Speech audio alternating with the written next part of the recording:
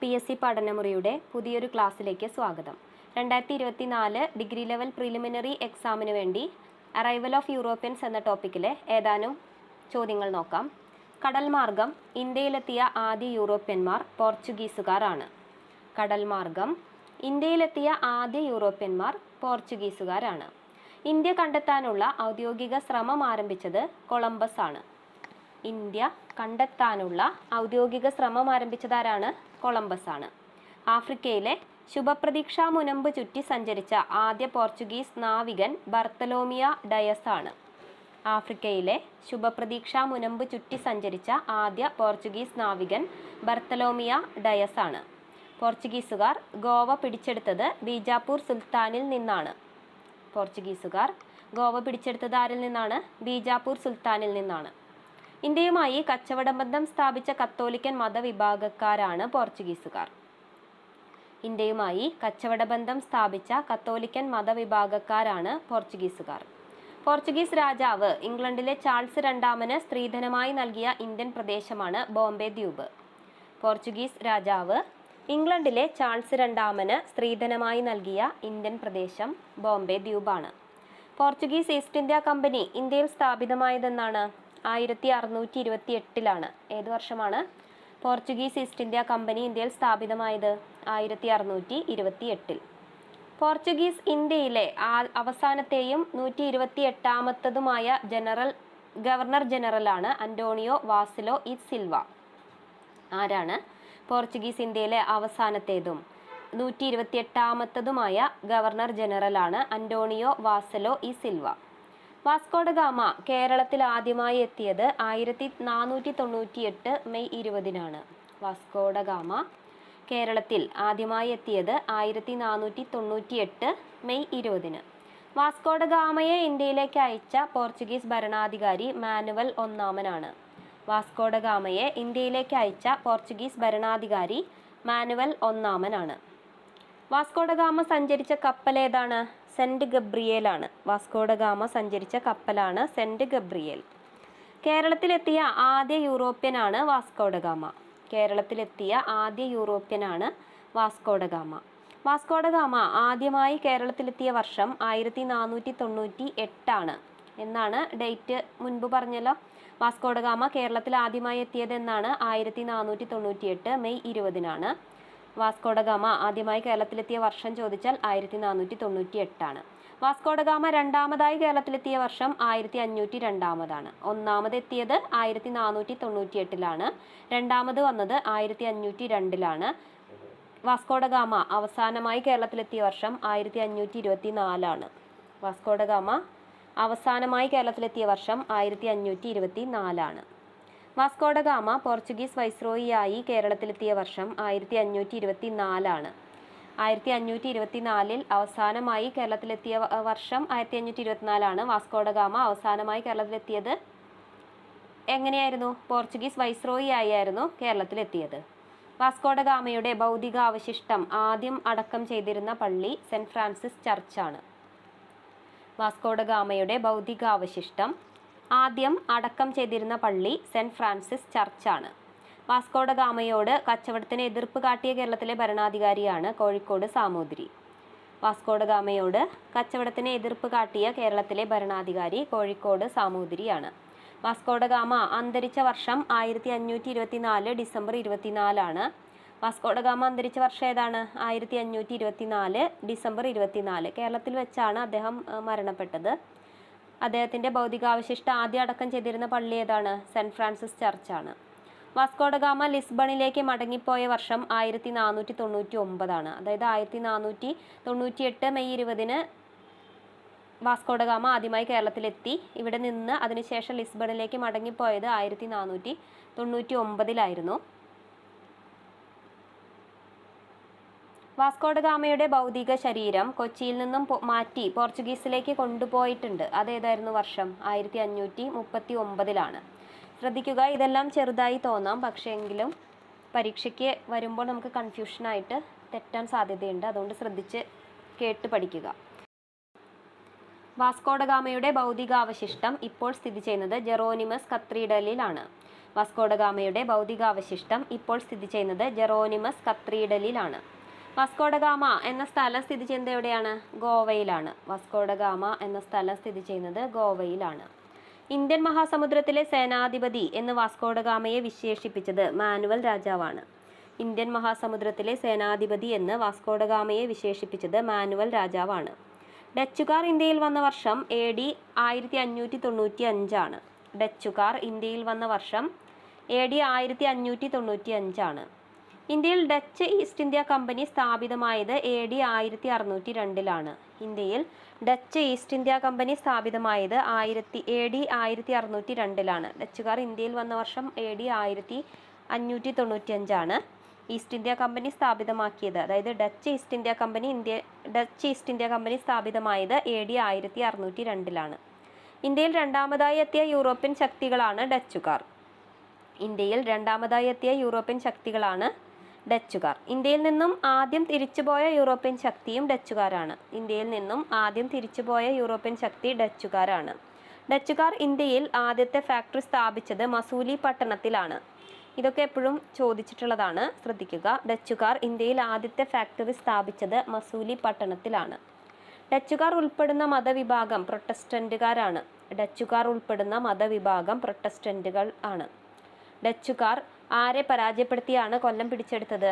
പോർച്ചുഗീസുകാരെ. പോർച്ചുഗീസുകാരെ പരാജയപ്പെടുത്തിയ Dutch അഡ്മിറലാണ് admiral van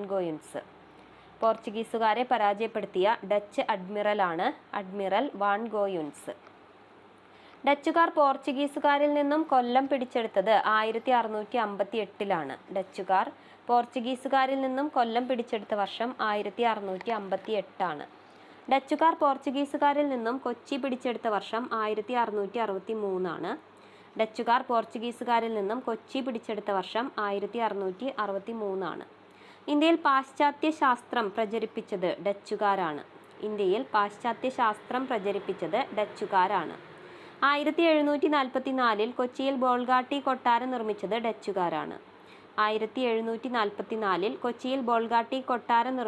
ഡച്ചുകാരാണ്. ഡച്ചുകാരും മാർത്താണ്ഡവർമ്മയും തമ്മിൽ നടന്ന യുദ്ധമാണ് കുളച്ചൽ യുദ്ധമാണ്. കുളച്ചൽ യുദ്ധം നടന്നത് 1741 ആഗസ്റ്റ് 10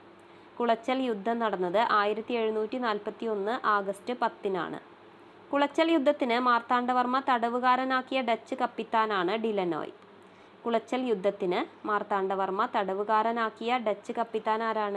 ഡിലനോയ് ആണ്. തിരുവിതാംകൂർ സൈന്യത്തിന് പരിശീലനം നൽകിയ ഡച്ച് കപ്പിത്താൻ ആരാണ്? ഡിലനോയ് ആണ്. തിരുവിതാംകൂറിന്റെ വലിയ കപ്പിത്താൻ എന്നറിയപ്പെടുന്നത് ഡിലനോയ് ആണ്. ഡിലനോയ് സ്മാരകം സ്ഥിതി ചെയ്യുന്നത് ഉദയഗിരി കോട്ടയിലാണ്. മാർത്താണ്ഡവർമ്മയും ഡച്ചുകാരും തമ്മിൽ ഒപ്പുവെച്ച സന്ധി ഏതാണ്? മാവേലിക്കര സന്ധിയാണ്. മാവേലിക്കര ഉടമ്പടി ഒപ്പുവെച്ചത് 1753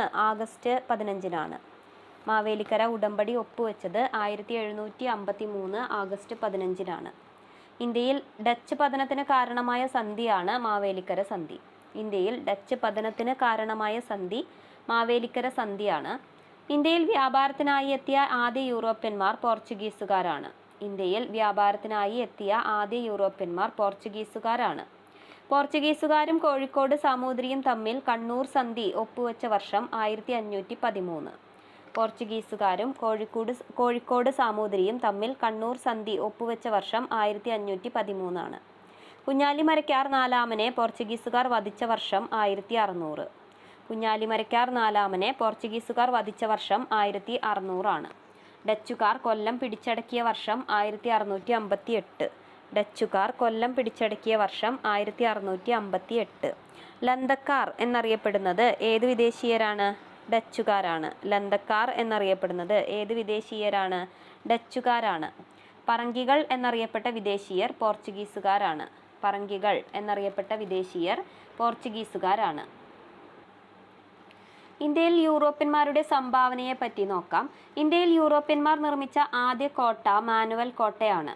ഇന്ത്യയിൽ യൂറോപ്യന്മാർ നിർമ്മിച്ച ആദ്യ കോട്ടയാണ് മാനുവൽ കോട്ട. മാനുവൽ കോട്ട സ്ഥിതി ചെയ്യുന്നത് കൊച്ചിയിലാണ്. മാനുവൽ കോട്ട സ്ഥിതി ചെയ്യുന്നത് എവിടെയാണ്? കൊച്ചിയിലാണ്. മാനുവൽ കോട്ട നിർമ്മിച്ച വർഷം 1503 ആണ്. മാനുവൽ കോട്ട നിർമ്മിച്ച വർഷം 1503 ആണ്. ഇന്ത്യയിലെ ഏറ്റവും പഴയ യൂറോപ്യൻ നിർമ്മിതിയാണ് മാനുവൽ കോട്ട. മാനുവൽ കോട്ടയുടെ പ്രത്യേകതകൾ എന്തൊക്കെയാണ്? ഇന്ത്യയിൽ യൂറോപ്യന്മാർ നിർമ്മിച്ച ആദ്യ കോട്ടയാണ്. മാനുവൽ കോട്ട സ്ഥിതി ചെയ്യുന്നത് കൊച്ചിയിലാണ്. മാനുവൽ കോട്ട നിർമ്മിച്ച വർഷം 1503 ആണ്. ഇന്ത്യയിലെ ഏറ്റവും പഴയ യൂറോപ്യൻ നിർമ്മിതി മാനുവൽ കോട്ടയാണ്.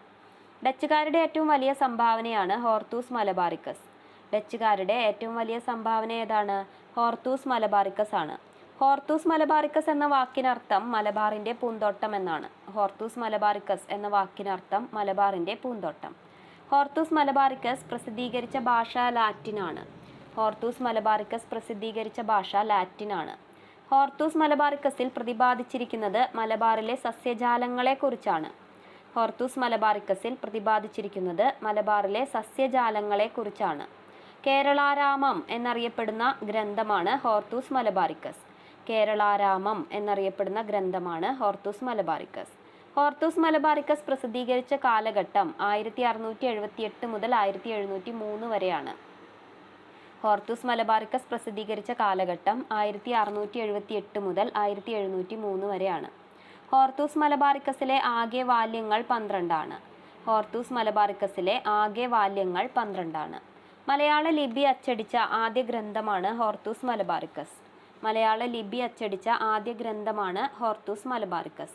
ഹോർത്തൂസ് മലബാറിക്കസ് തയ്യാറാക്കാൻ നേതൃത്വം നൽകിയത് അഡ്മിറൽ വാൻ റീഡ് ആണ്. ഹോർത്തൂസ് മലബാറിക്കസ് തയ്യാറാക്കാൻ നേതൃത്വം നൽകിയത് അഡ്മിറൽ വാൻ റീഡ് ആണ്. ഹോർത്തൂസ് മലബാറിക്കസ് മലയാള ലിപി അച്ചടിക്കുവാൻ വാൻ റീഡിനെ സഹായിച്ചത് ഇമ്മാനുവൽ റോയി ആണ്. ഹോർത്തൂസ് മലബാറിക്കസ് മലയാള ലിപി അച്ചടിക്കുവാൻ വാൻ റീഡിനെ സഹായിച്ചത് ഇമ്മാനുവൽ റോയി ആണ്. ഹോർത്തൂസ് മലബാറിക്കസിന്റെ രചനയുമായി ബന്ധപ്പെട്ട കാർമലൈറ്റ് സന്യാസിയാണ് മാത്യൂസ്. ഹോർത്തൂസ് മലബാറിക്കസിന്റെ രചനയുമായി ബന്ധപ്പെട്ട കാർമലൈറ്റ് സന്യാസി ആരാണ്? മാത്യൂസ്. ഹോർത്തൂസ് മലബാറിക്കസിലെ ചിത്രങ്ങൾ വരച്ചത് ജോൺ മാത്യൂസ്. ഹോർത്തൂസ് മലബാറിക്കസിലെ ചിത്രങ്ങൾ വരച്ചത് ജോൺ മാത്യൂസ്. ഹോർത്തൂസ് മലബാറിക്കസിന്റെ രചനയുമായി സഹകരിച്ച ഈഴവ വൈദ്യനാണ് ഇട്ടി അച്യുതൻ. ഹോർത്തൂസ് മലബാറിക്കസിന്റെ രചനയുമായി സഹകരിച്ച ഈഴവ വൈദ്യൻ ഇട്ടി അച്യുതനാണ്. ഇട്ടി അച്യുതൻ സ്മാരകം സ്ഥിതി ചെയ്യുന്നത് കൊല്ലാട്ടുപറമ്പാണ്. ഇട്ടി അച്യുതൻ സ്മാരകം സ്ഥിതി ചെയ്യുന്നത് കൊല്ലാട്ടുപറമ്പാണ്. ഹോർത്തൂസ് മലബാറിക്കസ് പ്രസിദ്ധീകരിച്ച സ്ഥലമാണ് ആംസ്റ്റർഡാം. ഹോർത്തൂസ് മലബാറിക്കസ് പ്രസിദ്ധീകരിച്ച സ്ഥലമാണ് ആംസ്റ്റർഡാം. ഹോർത്തൂസ് മലബാറിക്കസിൽ അവസാനം പ്രതിപാദിക്കുന്ന സസ്യം ആലാണ്. ഹോർത്തൂസ് മലബാറിക്കസിൽ അവസാനം പ്രതിപാദിച്ചിരിക്കുന്ന സസ്യം ആലാണ്. ഹോർത്തൂസ് മലബാറിക്കസ് മലയാളത്തിലേക്ക് തർജ്ജമ ചെയ്തത് ഡോക്ടർ KS മണിലാൽ ആണ്. ഹോർത്തൂസ് മലബാറിക്കസ് മലയാളത്തിലേക്ക് തർജ്ജമ ചെയ്തത് ഡോക്ടർ KS മണിലാൽ. പോർച്ചുഗീസുകാർ ഇന്ത്യയിൽ പരിചയപ്പെടുത്തിയ വാസ്തുവിദ്യ ശൈലിയാണ് ഗോതിക് ശൈലി. പോർച്ചുഗീസുകാർ ഇന്ത്യയിൽ പരിചയപ്പെടുത്തിയ വാസ്തുവിദ്യ ശൈലിയാണ് ഗോതിക് ശൈലി. ഡച്ച് കൊട്ടാരം നിർമ്മിച്ചത് പോർച്ചുഗീസുകാരാണ്. ഡച്ച് കൊട്ടാരം നിർമ്മിച്ചത് ആരാണ്? പോർച്ചുഗീസുകാരാണ്. ചവിട്ടുനാടകം കേരളത്തിൽ പ്രചരിപ്പിച്ചത് ഏത് വിദേശീയരാണ്? പോർച്ചുഗീസുകാരാണ്. ചവിട്ടുനാടകം കേരളത്തിൽ പ്രചരിപ്പിച്ചത് ഏത് വിദേശീയരാണ്? പോർച്ചുഗീസുകാരാണ്.